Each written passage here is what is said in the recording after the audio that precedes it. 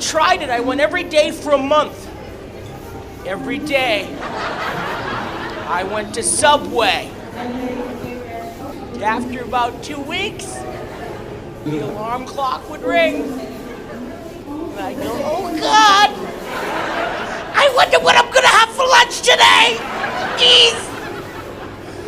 I'd be doing this in line. You just, I'm all right.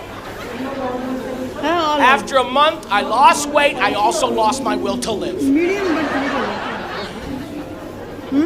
I burnt out on Subway. I still go to Subway. If I was starving in the desert and I saw a Subway, I'd go, wow. Well, let's walk a little further. We can come back if we have to. Thank